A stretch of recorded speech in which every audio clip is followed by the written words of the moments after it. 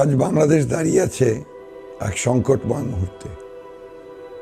আমি শুধু একবার আপনাকে চোখ দুটো বন্ধ করতে বলবো। জানি না আপনি কি দেখতে পান। আমি দেখি ছোট্ট একটা মুখ, তুলতুলে গাল, খাড়া খাড়া চুল, আমার ছোট্ট সেই মেয়েটার প্রথম পায়ে হাঁটা। সে নিষ্পাপ মুখটার দিকে তাকিয়ে আমি প্রথম জেনেছিলাম পৃথিবীর সব সন্তান আমাদের, আমরা যারা বাবা আর মা। আমি জানি আপনার চোখে সেই একই দৃশ্য ভেসে ওঠে।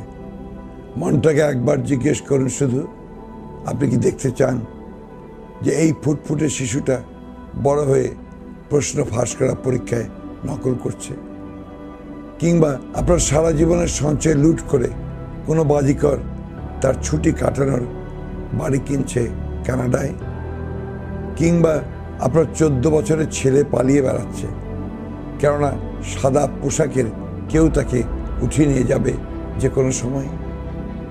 যারা এই ছবিগুলো দেখতে পাচ্ছেন না, আমি তাদের সুসংবাদ দিতে এসেছি।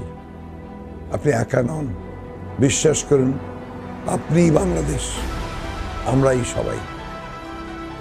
একটা দেশ কোনো রাজনীতিবিদ বদলায় না, বদলায় তার মানুষ, সাধারণ জনগণ। তারা কোনো ইউনিফর্ম পরে না, তারা শুধু একটাই আশা বুকে রেখে মাটিতে শুয়ে পড়ে।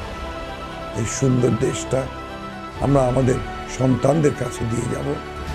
আমি সেই বাবাকে বলছি যিনি মৃত্যুর আগ মুহূর্তে তার মেয়ের ভয়ার্ত কণ্ঠে শুনতে চান না, বাবা তুমি কান্না করছো কেন? আমি সেই মাকে বলছি যে তার 5 বছরের মেয়েকে বলতে পারছেন না যে তার বাবা আর কোনোদিনও ফিরে আসবে না। মেয়েটার বাবার লাশ আজও পর্যন্ত পাওয়া যায়নি। আপনিই বাংলাদেশ, বিশ্বাস করুন, আমরাই সবাই। আমাদের আর কোনো ভয় নেই।